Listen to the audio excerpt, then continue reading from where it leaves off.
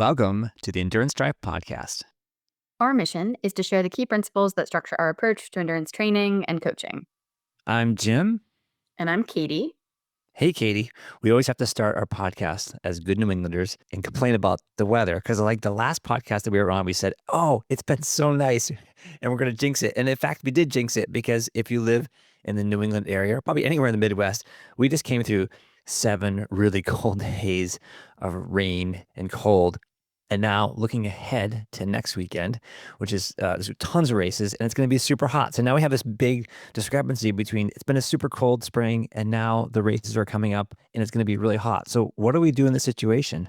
Yeah, I mean, I think we just quit the sport. It's just not sustainable at this point with this Good. level of insanity. So everybody Agreed. should abandon Agreed. Yeah. triathlon for sure. But in all seriousness, no, it's really, really hard. And we've talked about before how I think the inconsistency of weather is actually so much harder than fully adapting to the heat or fully being prepared for the cold.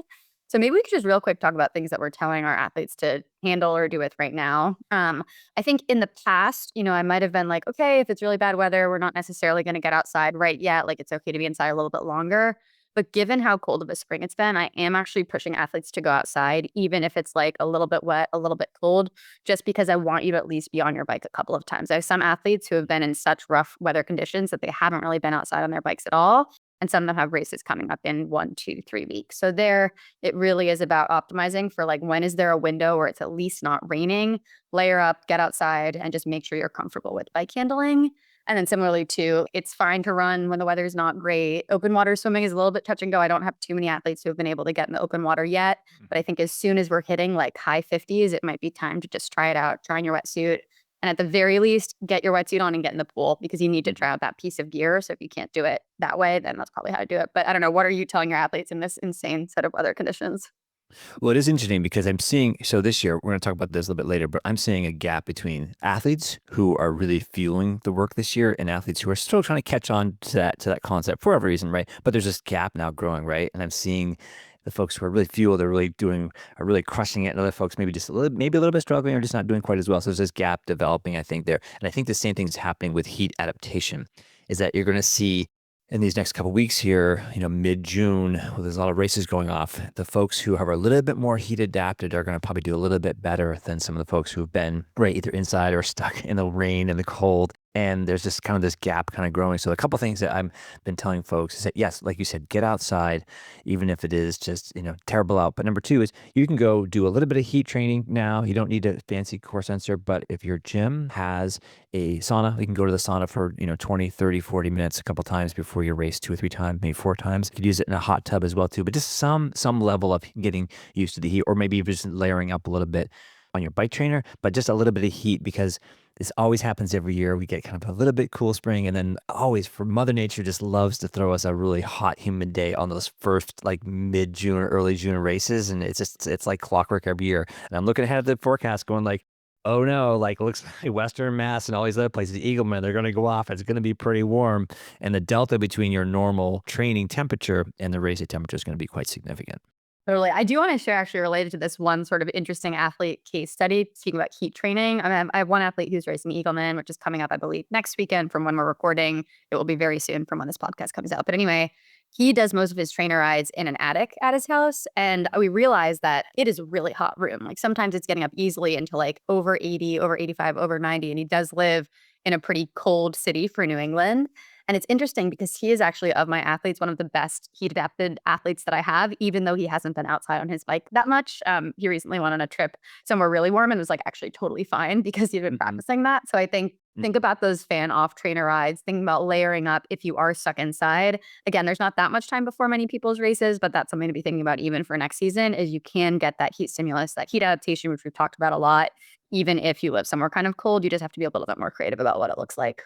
Yeah, no, great idea. Right. Fan off really works. And if even if you have fan off and just even like a light long sleeve or something, like you're just going to sweat a lot and it's going to help. It's going to help. So you don't have to do a huge, big heat protocol to get a little bit of bump. But yeah, good luck to all our folks out there who are facing these really challenging conditions this year. And I think everybody's going to do great. I think so too. And I think that actually segues us nicely into talking about some of these pre-race calls that we've been having. I feel like probably both of us, Jim, our job basically right now is like a little bit of programming and a lot of just talking about all these races coming up. Hmm. And so I want to share maybe something that's the number one biggest piece of advice that I'm giving athletes as we have that pre-race call, which is don't try anything new on race day or race week. And this is pretty simple advice, but it's really important. Race day or week is absolutely not the time to try new gear, new nutrition, new hydration, new health hacks, anything like that. That is something that needs to happen, probably, I would say, outside of a 2 week lead time leading into your A race. And there's a couple of these surprising things that I actually have heard athletes ask about that I would recommend not trying during race week if you haven't done them before. One is like getting an intense sports massage. I've had some athletes do that and then they actually walk out of the massage like really kind of sore or feeling different or having a niggle in a way that doesn't feel right. Now, if you get a sports massage every single week of your prep, then absolutely do it because it's not going to be a new stimulus. But walking into a brand new place and saying this week is the week to treat myself, I actually would probably just stick to something familiar. Use your foam roller, use your Theragun, but don't do anything brand new because sometimes you can be a little bit sore from that type of thing. Another thing is don't overdo it with any type of like crazy amount of unfamiliar carbs or food in the spirit of carb loading. So if you don't normally eat like 6 pancakes the day before your race, I wouldn't eat 6 pancakes the day before your race or the day before your training. I wouldn't do it before your race just because it can lead to like different GI things. So in terms of carb loading, we usually say like, yeah, stay well fueled, increase maybe the proportion of your plate that's taken up by carbs, but don't go crazy on anything brand new. Generally, just stick to what you're doing. And if it's worked for you in training, you're probably gonna be completely fine in the race. Another one that's interesting is supplements. Supplements can be great, but I wouldn't try anything brand new during race week because there can be different unexpected like GI or health consequences. So make sure you have like again like that 2 week lead time for any type of new supplements leading into the race. And then an athlete recently asked me about different types of health things, thinking about like an iron infusion or a B12 shot, stuff like that. If your doctor has said that that's something that you need, maybe ask them, do I definitely need it this week? Again, that can help performance a lot, but I just don't know exactly how it's going to settle in your body. So if you stick to that key principle, don't try anything new. I think you want to be as kind of stable and consistent as possible. And you can try any of this stuff the week after your race, any other weekend of the year. There's like 52 weeks in the year. Just don't pick the one that's leading up to your race. Yeah, I agree. Another key principle here is that, the body and the brain love predictability. We just want to be, it wants to have this homeostasis all the time. And so when you're putting in, yeah, what's new food or carb loading, or whatever, like your GI is like, wait a minute, wait, hold on. Like, what's this pre-carb thing? Like, we never eat that much pasta. What's going on? So I do, yeah, same thing. So I always tell people, like, definitely race day breakfast. I've told this before, is I used to have a special quote, special race day breakfast. And I remember just sitting in the dark under a tree in transition, eating like peanut butter and bagels and bananas. I never ate those ever. And I'd always feel terrible. And I think after the third or fourth time doing this, I realized, oh, I should just go back to the thing I always do, which is, I don't know, like a smoothie or something, right? But it worked. And an interesting thing about the massage point you brought here is that there's a difference between sort of, say, getting your psoas, right, unlocked right before race day, which I find really helpful. Sometimes I get really tight in there, especially in the TT position. And so going to something like an active therapy release, ART, getting that released, getting kind of loose in the hips is one thing, but that's not massage. Massage can actually take some of the stiffness, out of your muscles and ligaments. And so you kind of you don't want to be super stiff, but you also don't want to be super loose on race day as well. You need some stiffness to create some force and return in your muscles.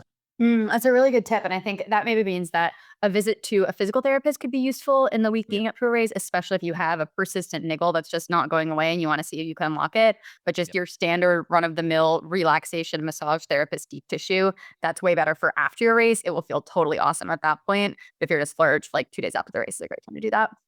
Another thing about the PT or ART person is that, as we've talked about this before, is you go into taper and you go, oh my God, I got a niggle here. Oh my God, I got this little spot on my tendon.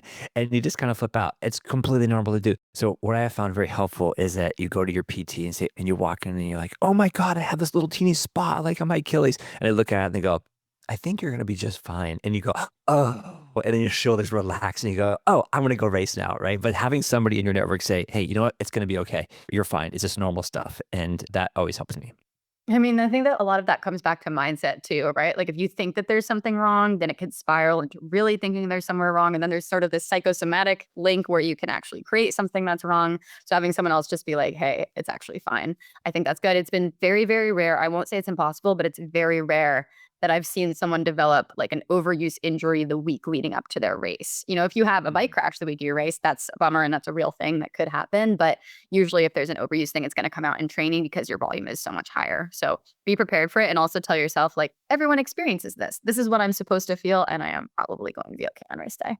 Yeah, another thing too, when we talk about this is that, we have to put this thing about, the hay is in the barn, and the hay is usually in the barn by 4 weeks, 3 weeks out from your race. And so I've got some athletes now who have a little bit, maybe some mild strains, there's some things going on with Achilles and leg stuff, and they're within 2 or 3 weeks of the race. And so the key principle now is we want to show up on race day 100% healthy. So if that means not running much at all in the next 2 or 3 weeks, that's fine, because you know what? You're actually going to probably gain from that because you're going to shed some more fatigue, and your run fitness is already in. It's already baked in. It's already baked into the cake. Like, you're not going to change the cake at this point. So the best thing to do is let that cake set up, let that frosting set up. It's going to be real good on race day if you just kind of leave it alone for a little bit.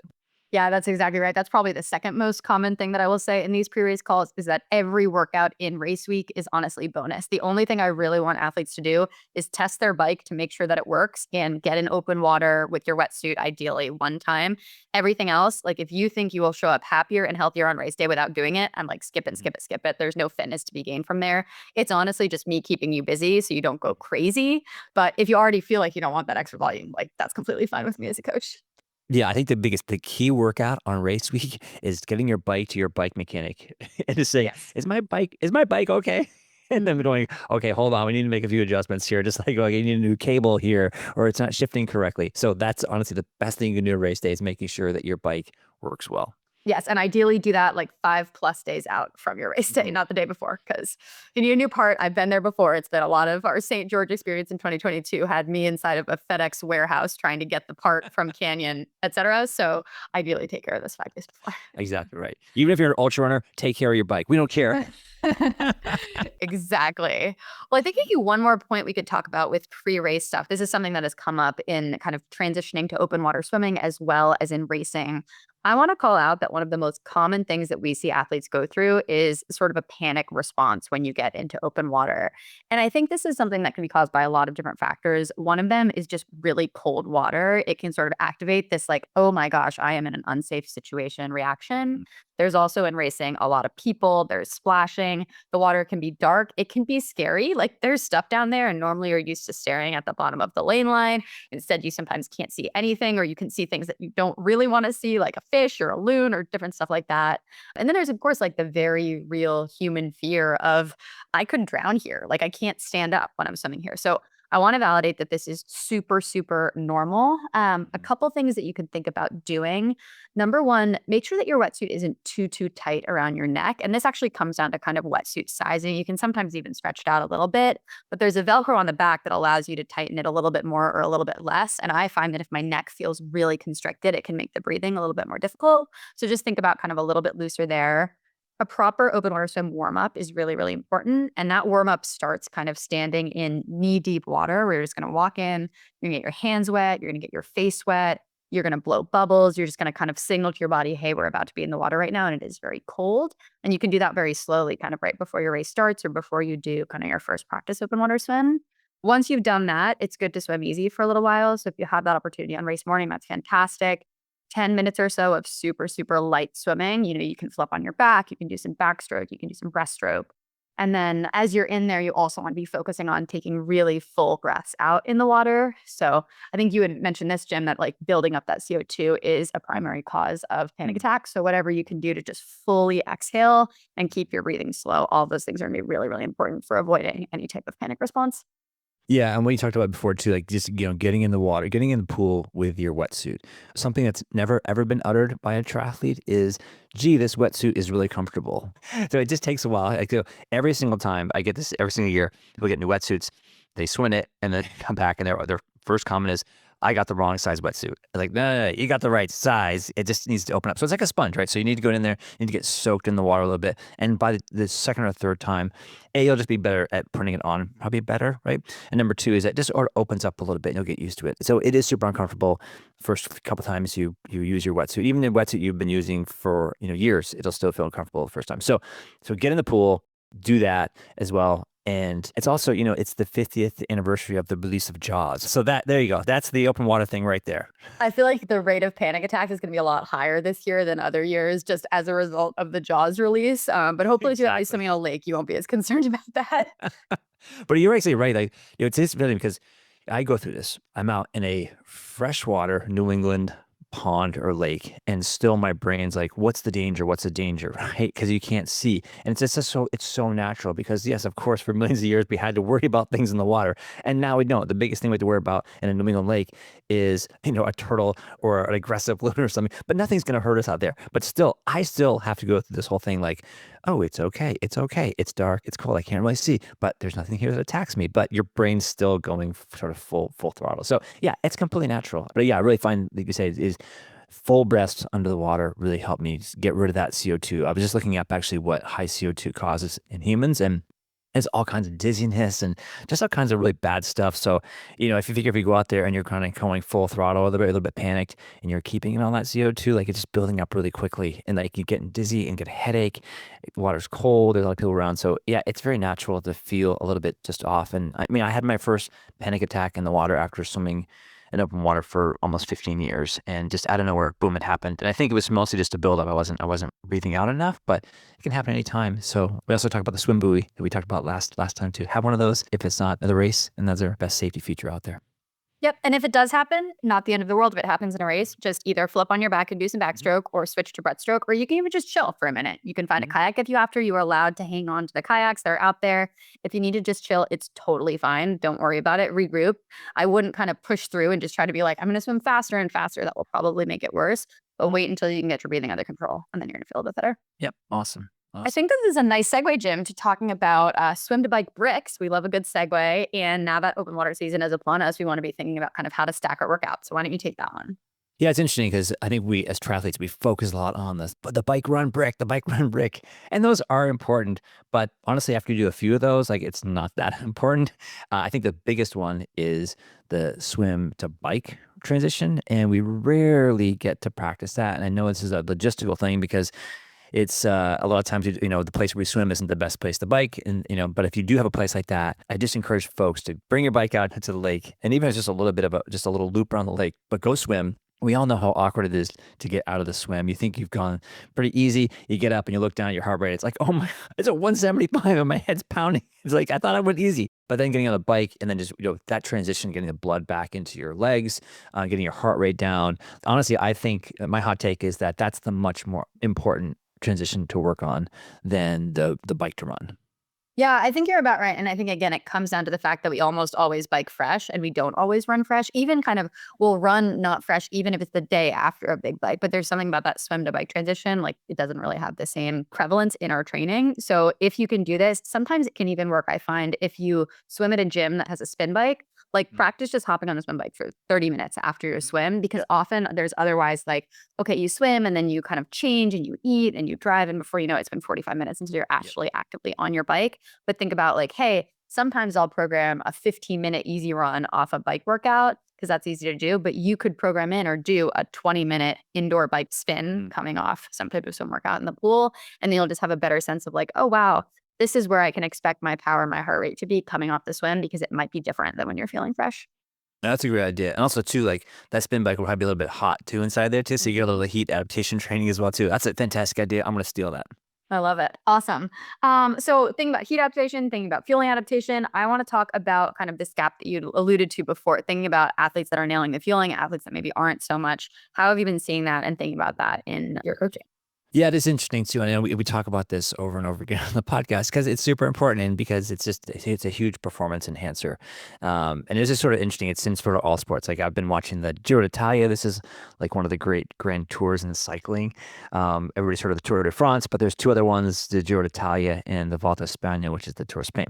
So anyways, going on now. And the commentators have sort of been emphasizing like how high carb fueling is becoming like this major differentiator in the peloton.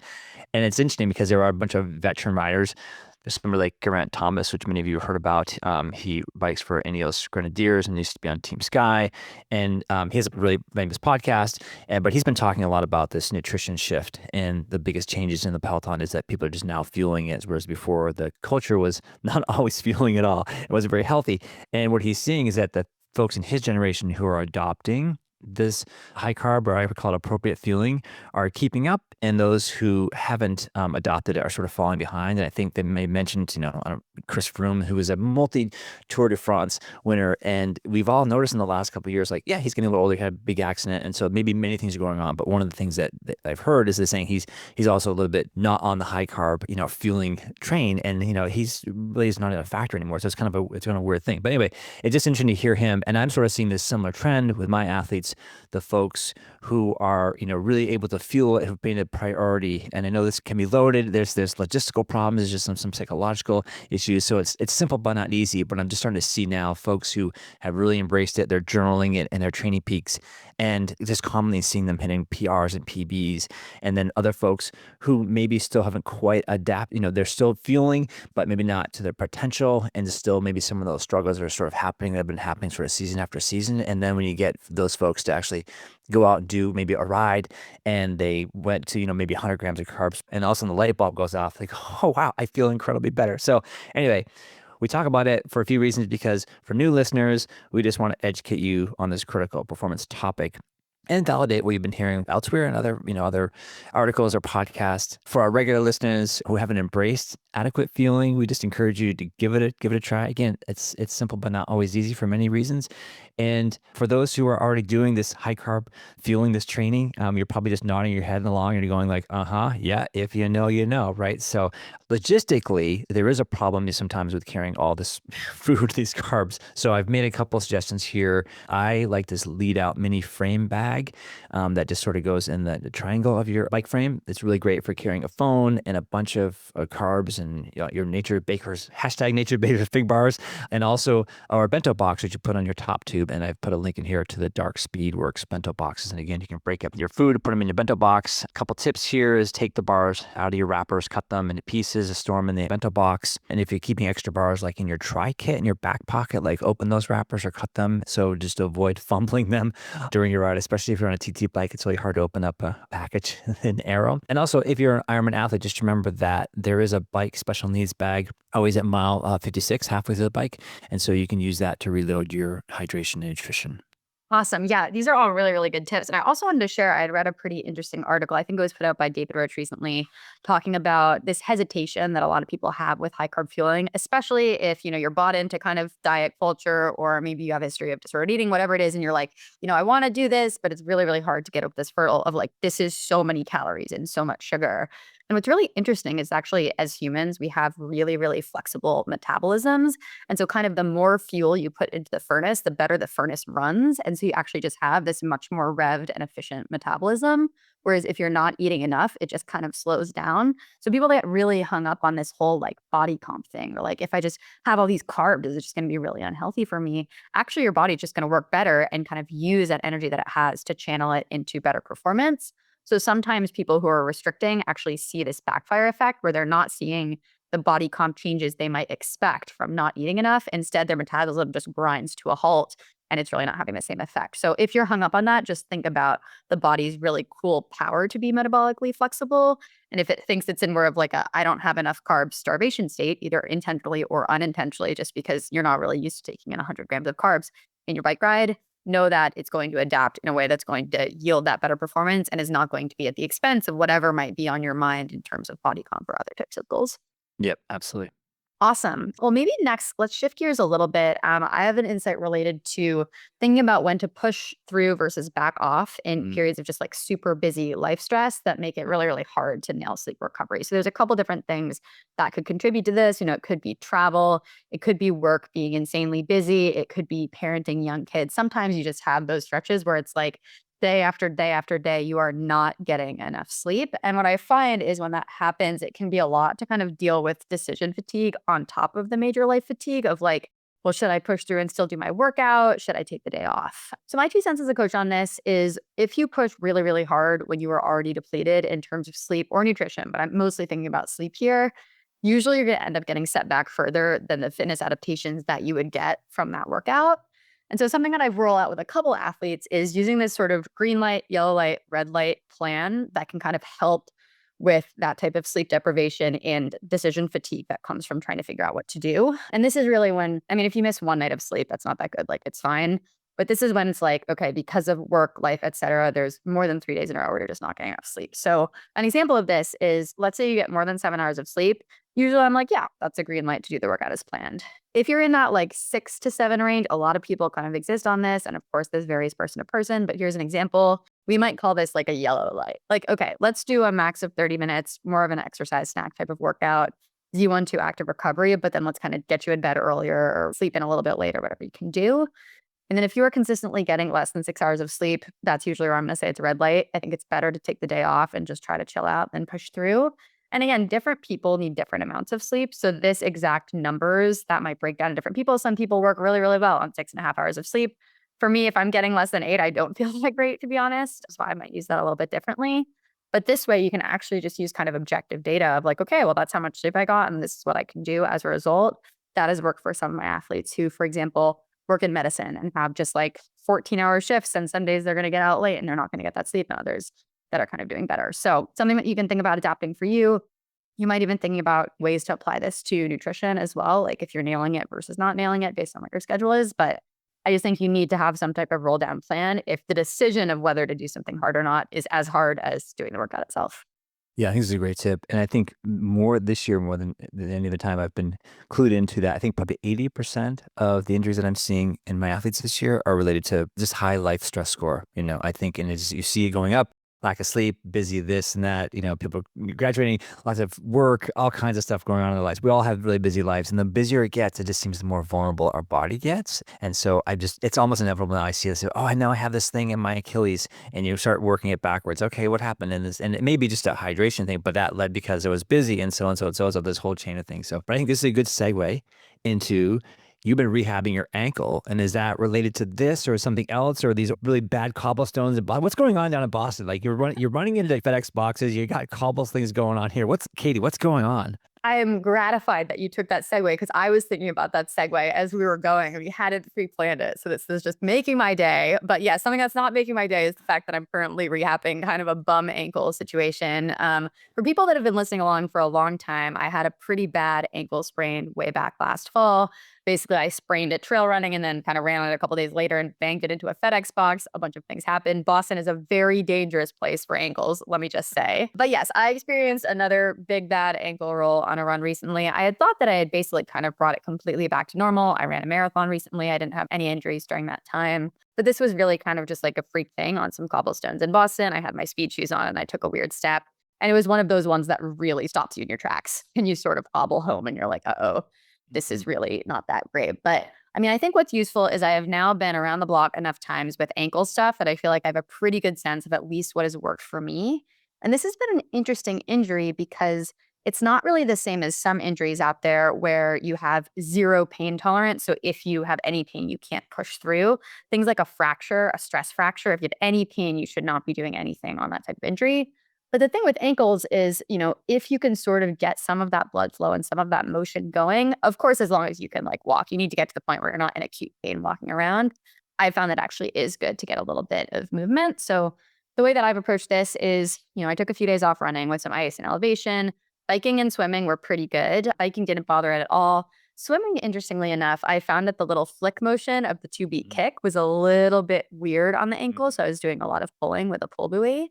But then when I didn't have pain walking around, it was okay to sort of ease back into running.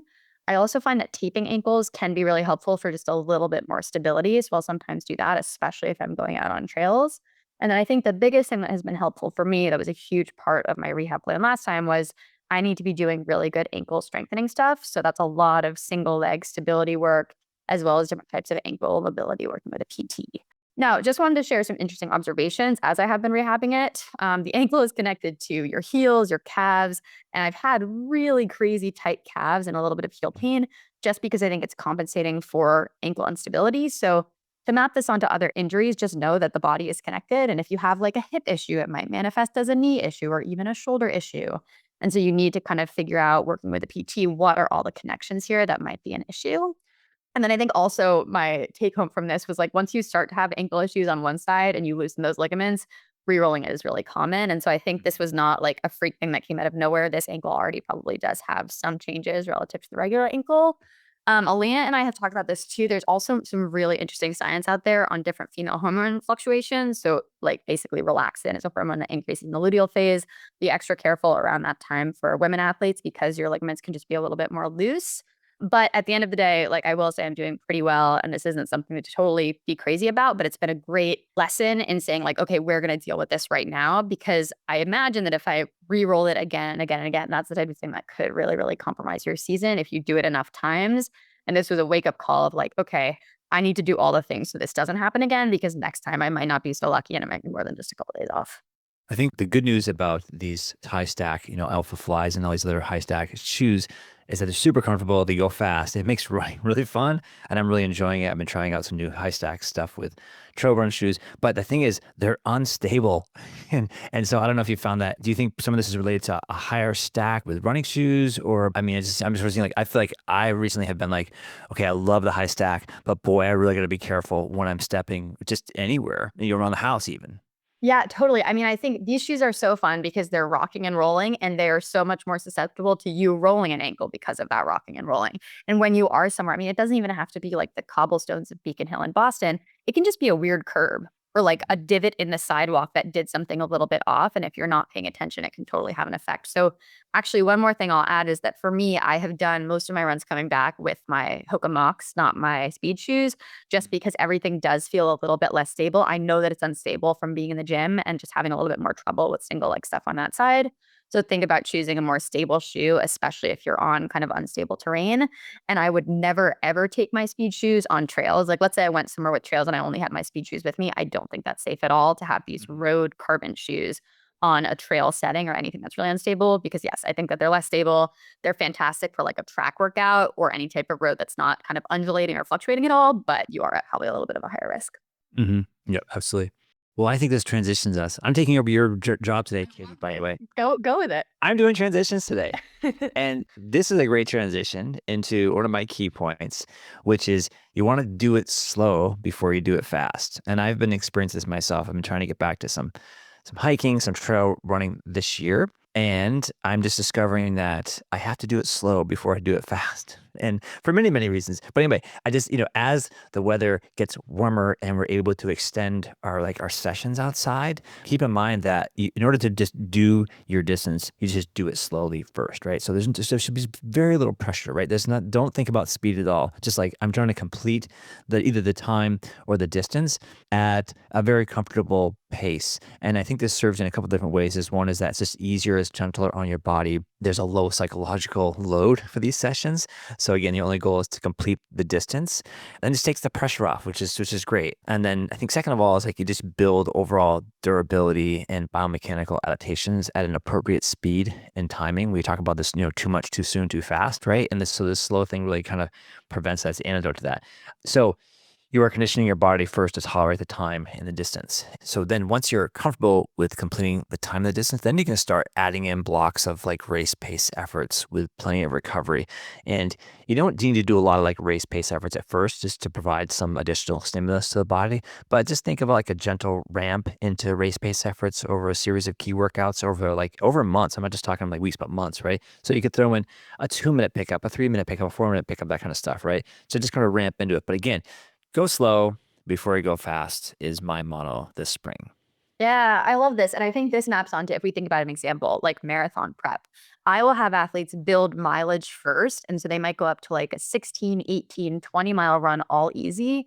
And then we'll drop down and do like 14 miles with some marathon pace, 16 miles with some marathon. And then finally at the very end, they might do like that 20-miler with the marathon pace. Yep. But it's really awesome to kind of say, okay, well, I already crossed that threshold of running 20 miles. Like I'm not afraid of 20 miles anymore. Now I'm layering on speed. But if early in the season you're doing like marathon pace workouts for 20 miles or something, you're just going to get hurt, because I think there's only so many weeks that you can kind of maintain that peak fitness for. Mm. So it's all a game of patience. But you can map that onto basically anything that we're doing. Even Ironman folks, you're not going out and doing 6 hours at Ironman pace. You're doing 6 hours below Ironman pace to start, and then we'll throw in like 3 hours at Ironman pace within a long ride. And it's probably only on race day that you are doing 112 miles at Ironman max pace. Exactly. Exactly right. I love that. Well, I'm going to take the segue. You were talking about going slow, kind of be connected, I imagine, with your body, with your mind. And I've got another Steve Magnus banger of the week here, which again is going to be its own segment on the podcast. I think you actually have one too later on, which of course is going to be our segue. But basically, so Steve had a quote recently that I really, really loved. He was talking about running, but I think this also connects to swimming and biking. And he said, running isn't just about fitness, it's about reclaiming two skills we're losing in modern life. One, the ability to be alone with our thoughts. Two, the ability to connect with others. When you run alone, you train your attention. You learn to sit with boredom, to just let thoughts come and go without judgment. No scroll, no noise, just movement awareness. This kind of solitude isn't loneliness, it's presence. When you run with others, something subtle but powerful happens. Conversations unfold, not through eye contact or performance, but through rhythm and shared effort. You talk, you listen, you just are, and that's enough. In a world of constant distraction, these moments are rare, but they're also essential. Running reminds us you don't need to be entertained every second. You don't need to track every metric. You don't need to perform for an audience. Sometimes the most meaningful things are the ones that can't be measured, only felt. And I thought this was really profound for a lot of different reasons. One of those is maybe even thinking about sometimes we feel a little bit off on a rest day. And I think that can come from a lot of different things. But one working theory for me is that we maybe lose out on that hour that we might otherwise spend just alone with our thoughts, almost like meditating. And I'm really terrible at meditation. I've tried it many times before and it hasn't really worked. But I think the purpose here is like, hey, if you can insert things into your day that kind of create that same thing, either time being okay, being alone with your thoughts, or connecting with others on a rest day, that might make the rest day actually a lot easier. Because I think a lot of us don't realize that these are the things that running or other types of sports are giving us. And I think maybe the other lesson here too is if you feel like you always want to be distracted while you are doing your workouts, you always want to podcast, you always want to watch something on the trainer, try it out to just be alone with your thoughts or connect with someone else, because I think those things are just so good for us from like a total body, mind, health, et cetera perspective. Because when it's said like this, I'm like, oh my gosh, I want to go for a run by myself or with someone else and no music at all. But yeah, of course, as always, he did a great job kind of summing that up. Yeah, I love this, and something that I've been thinking a lot about in the last couple of years, as you know, the social media, attention economy, all this other stuff. And I think that endurance athletes are just so set up to, have clarity in their mind, right? And I think more and more, we talk about gaps a lot in this podcast. We're talking about feeling gaps, we're about heat adaptation gaps. I think attention gaps, being able to sit down and actually do the work, do the deep work, pay attention to it. I think endurance athletes are really good at that. And I think if you're somebody who's, if I were looking to hire somebody and there was an endurance athlete versus an endurance athlete, I would, and somebody who could run, if it was a trail runner, I was like, I know that person can do something for 1, 2, 3, 4 hours, many hours, and focus on it and be alone with their thoughts. And so I think we have a competitive advantage, honestly, like just in the economy in general by being endurance athletes. Awesome. So I was wrong. I misspoke. You have a Rich Roll Stuart McMillan quote, not a Steve Magnus, but it's another banger. So why don't you take those insights from that podcast? Sure. Okay. So just for context, Stuart McMillan is a famous sprint coach. He runs an outfit called Altus. So if you're a Olympic sprinter or something like that, or maybe you're NFL running back, you may go to Altus to learn how to sprint. And also there's a bunch of other famous coaches as well at Altus. But anyway, so he came on to my radar because I saw he was on the Huberman podcast, which I don't listen to anymore because it's just so long. But he came on the Rich Roll, and at first I thought, oh, this guy must be promoting a book or something because he's on the circuit now. And it turns out I don't think he's promoting anything. He's just a really interesting guy. So I listened to his Rich Roll podcast, and I did listen to some of the Huberman stuff as well. And so we mentioned skipping a couple weeks ago, and he's the one who is really big into skipping for many, many, many reasons why it's a highly coordinated activity. So anyway, but as I listened to this thing, I was struck by so many different key points. So Katie, I'm going to throw out maybe just a couple of these and we can sort of talk through them, and I think they're launching points for many conversations. But I just was struck at how deep the conversation was and how many times it sort of hit me going, oh, yes, yes, yes. So the first one here was effective movement is crucial for sprinting. And I just sort of insert running. When he said sprinting, I just insert running as well. So effective movement is crucial for running success. Coaches should emphasize the quality of movement over sheer volume. And I just thought, first of all, let's stop there going, okay, right? We talk about run warm-ups, some run drills, just the intention of the workout. And I think as really ambitious endurance athletes, we're often, guilty. I'm often guilty of like the more is better, the more is better. The quantity is everything that matters, right? And I just love getting back to the point of like quality of movement is so important. And it made me fact it should be the first starting place. Yeah, I love that. I mean, this will relate to an insight we'll probably jump to after this, but it's tricky because quality of movement is something that's hard to quantify. Like it's hard to say on Strava, like I had a 10 out of 10 on my quality of movement, but you can say I ran this many miles, I did it this fast, I did this many hours, etc. But maybe think a little bit less about we don't even need data for this stuff. Like just go out and do your skips and do a 20-minute workout that has all plyos, and you will probably end up a lot faster down the line than if you just pile on. Yeah, and the classic for the triathlete group here, or the swimmer group, is 50s, quality 50s, just the quality of movement, blocking in your swim stroke for 50s, taking as much rest as you possibly need, and then do more 50s. And I often tell my athletes who are just starting the swim journey or just trying to get better, I say, I don't care if you go to the pool and do 1,000 yards or 3,000 yards. I don't really care. As long as you come back at the end of the session, you said, I did some 50s and I did them well. Or even I did a 25 well, and I'm still working on getting my 50 correct, right? But just do those 50s with plenty of rest, with plenty of intention to think about quality of movement. Love it. Another one, athletes should focus on developing a strong hip extension pattern, which is essential for efficient sprinting. Again, I insert running here. And so you've heard me talk a lot about Lawrence Van Lingam, the YouTube channel for many hip extensions exercises. So part of what struck me about listening to Stuart was that he was saying a lot of things that I'm seeing come from Lawrence. And when two very smart people who seem to be coming from kind of different parts of the world are sort of saying the same thing, I'm like, okay, hold on, I'm paying attention. So again, strong hip extension patterns. Look those up on YouTube. Start working on some of that, as backwards walking or the Optimizer or whatever. But that landing on your running, landing underneath you, and then extending out the back is super, super important for many, many, many sports, skiing as well too. This one really hit home was the relationship between coach and athletes should be collaborative, allowing athletes to express their needs and preferences in training. I think I added this. The coach knows best practices, but only the athlete knows how they feel. And I know my athletes are always seeing my comments. I'm like, okay, I saw you did it, but how did you feel? Like I know what the workout was, right? And sure, I'm kind of interested in the times a little bit, but I'm mostly just interested in, I was like, how are you doing, right? So this whole collaboration. Yeah, it's like that how are you? Where like you really want to know and you want the athlete to be seen in that moment to how they're actually feeling about it. It's funny because I had an intro call with an athlete this week and she was talking about how she was really, really burnt out with her old coach at the end of last season. And it was the type of thing where by the end of the season, she just didn't even want to do the sport anymore. And she was like, I'm hoping that maybe we could set something up where I don't end up like that. And I was like, first of all, if you got to that point, there was a big disconnect between you and the coach sometime in this season because burnout is not something that just appears overnight. Right. There are warning signs. And if you're actually asking and saying, how are you feeling mentally, physically, et cetera, throughout a season, you're not going to end up in that burnout thing unless you're not telling your coach about that. So I will die on that hill of like, we can absolutely prevent burnout. That's not an inevitable thing that comes out from these sports if there's that open dialogue about how athletes are feeling. I just love that point. For sure. And it's shout out to our athletes who have, I think this year have just gotten so much better with feeling and just like commenting in training peaks and saying, oh, I am feeling this way, right? And this sort of that 360 view that we're always talking about. Yeah, even the like felt great comment, that's super useful to us because when we see a bunch of those in a row and then they fall off, it's like, oh boy, yellow flag. Like, let's see what we can do. Exactly right. Exactly right.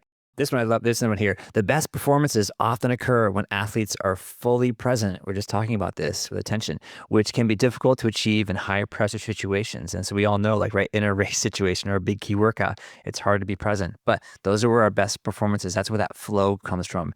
And something that I've been doing sort of recently is that when I have big key sessions coming up, I often sometimes find I'm like the night before, the day before, I'm a little bit nervous about this. And so that's just a key for me to say, okay, let me do some mental prep for my key workouts, like just the day before. And then try to sit a little bit and say, what is bothering me about tomorrow? Is it the distance? Is it the time? Is it the terrain? Is it the speed I'm supposed to be going through? And it's funny, the other day I was kind of nervous about something and I realized, oh, it was a gear thing that was bothering me. Like I was going up a mountain and I was like, oh, wait, I didn't pack a hat and some gloves.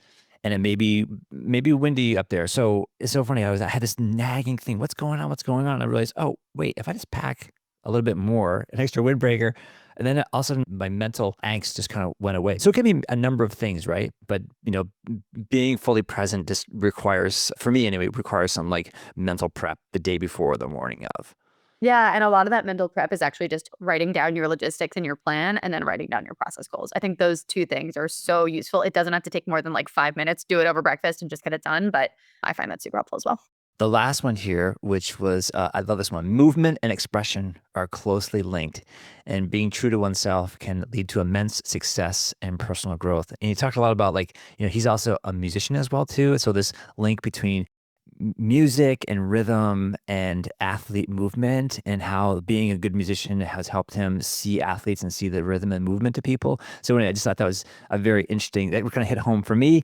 And I just love this idea of like this expressing yourself. And I've been thinking about that a lot the last couple of years, especially coming back from injury, is like, what does it mean to be outside, to move my body?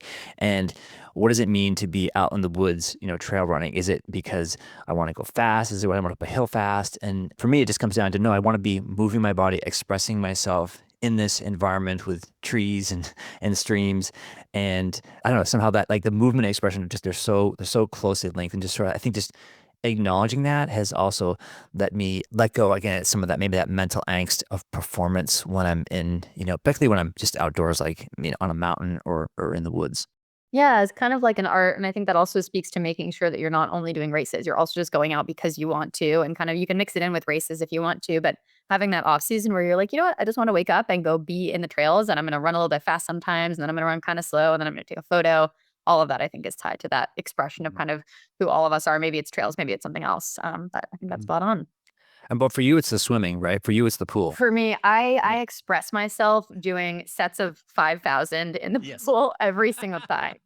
Long fins, actually. Four by 1,000 is your favorite swim, right? It really is. It's Yeah. my favorite Okay. activity Yeah. ever. Without gear.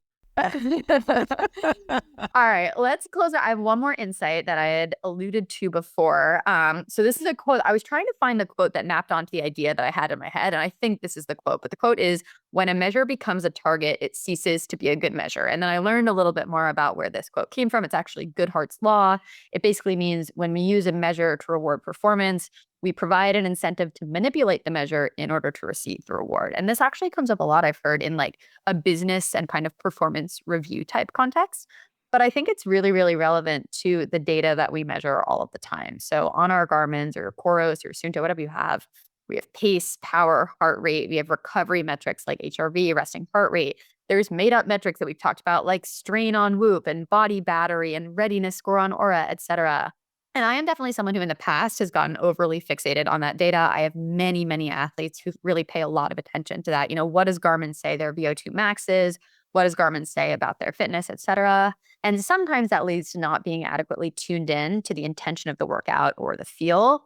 I do want to remind athletes that the intention of the workout and the feel in it are the two most important metrics that we have. They are just a lot harder to track. And any single metric that we measure is incomplete because any of the data we use needs to be used really holistically and only really as a supplement to that feel. So just want to share an example of this. I had an athlete once who was really focused on, zone 2 heart rate. She was bought into the whole thing. And she asked me if she could just do her runs on this sort of indoor walking pad thing that she had that maxed out at around 4 miles per hour. And so it was like a run motion, but it was kind of at like a walking shuffle pace that, left her heart rate probably in the 115, 120 range. And, great that her heart rate was nice and low, but she wasn't actually doing proper run form there because she was so fixated on like, well, I have to keep my heart rate low. I have to keep my heart rate low. And there was interesting because I found that heart rate was actually no longer a really good measure of zone 2 running because it wasn't even really running anymore as compared to what it would look like if she went outside, ran a little bit, heart rate spiked a little bit, took some walk breaks, but was actually doing more of that run form and building durability outside. I think another example of this would be thinking about like sleep tracking. So when you go to bed, are you chasing a 98 sleep score or just the feeling of being really, really refreshed from a good night of sleep? And I think many of us have probably experienced like the anxiety that comes from sleep tracking of being like, well, now I'm gonna have a bad sleep score because I didn't sleep well. But it's like, well, we could be anxious about the fact that we're just not getting enough sleep at baseline. Sometimes you might get even more sleep if you're not tracking it as much. So all this is to say a challenge to athletes, and maybe this is the perfect segue into my challenge week, which is figure out what data you tend to fixate on and try to do a workout or spend a day without it. Like if you wake up every day and what your Oura ring tells you, your Garmin tells you, basically charts how you feel all day long, see what it's like to not have that for a day. Or do work out hiding some data metrics and see where your power, your pace, your heart rate land. You will probably find that you're pretty spot on. You kind of know what your body does and how to be prepared for it. But I think at the end of the day, I've pretty much gone full circle. I'm like, I started out without a lot of data because it didn't exist in the beginning of the sport. I had like, the Timex watch. Then I got way into data and now I'm kind of moving back into feel. And I'm hoping that that's kind of where I'll stay because I think it's the most useful for my performance and hopefully for athletes as well.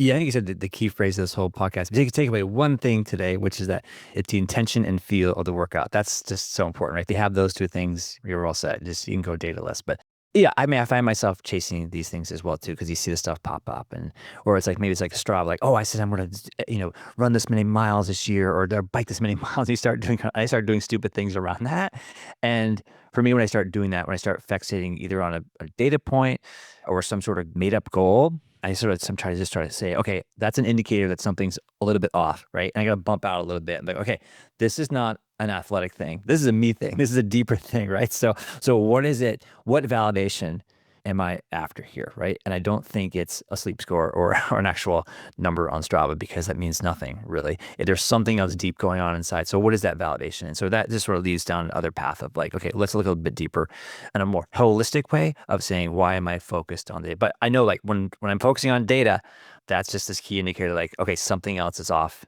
in the global sense. Yeah, and I mean, I find it too, you can even look at little things on Strava like, "Oh, I'm gonna come in at, like, 12 hours and 58 minutes for training this week, like, I gotta go 5 minutes more, like, I gotta get over that Mhm. threshold." Or, like, when you're Yeah. finishing a run, you're like, "I'm in the parking lot, I'm at 7.95 miles, like, I've Mhm. gotta do the thing." And sometimes it's actually really freeing to say, like, "You know what? I'm gonna stop at 7.98, and that's Mhm. fine because I don't Mhm. actually need that." But it's really natural to do. So the challenge of the week, and I'm just gonna segue us right in, my challenge of the Okay. week is go data free when you can, just try it, or do the really baller thing of, like 99.4 miles. Like, just do it and see how it feels and know that you got the intention of the workout is to bike 100 miles and you will actually be okay. And honestly, people will think you're pretty badass or insane. I mean, there's two sides of the coin there. Yeah, right. The challenge of the week is to bike 99.4 miles and then just leave your title, your Strava title as morning ride. Yes, exactly. Exactly. All right, Jim, what is your challenge of the week?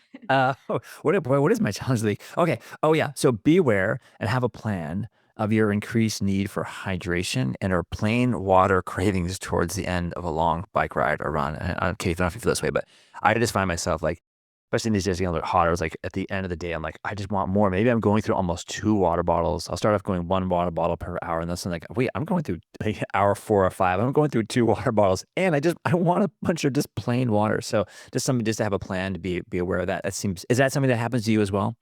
Think so, though I will say you should plan ahead then with, like, some type of electrolytes that you're still taking in, like salt tabs. That's a nice combo because you still usually do need the electrolytes. It's just that your mouth is so done with, like, sugar and salt and all this stuff is coming in. So think about ways to maintain your electrolyte needs. Maybe that's even just planning that out for once you get onto the run, off the bike. But it is okay to have plain water as long as you're just staying on top of your Mhm. electrolytes. Absolutely. All right. Last thing, gear pick of the week. What you got? All right, I got a sleep toy. I think last Mm. week on my gear pick of the week, I recommended a fan, which I sometimes use for sleep, but sometimes use for the trainer. I love to sleep with the Dome white noise sleep machine. These are great for infants, and they're also great for adults such as me who like to have white noise when I sleep. So, yeah, it's really helpful. I mean, I live in a city, and there is a lot of noise out there. This is probably less of a thing for people that are living in the Upper Valley, but to drown out like the sirens and the cars honking and the garbage trucks and all of that, I will use this sleep machine. So it's on Amazon and I highly recommend. All right, great.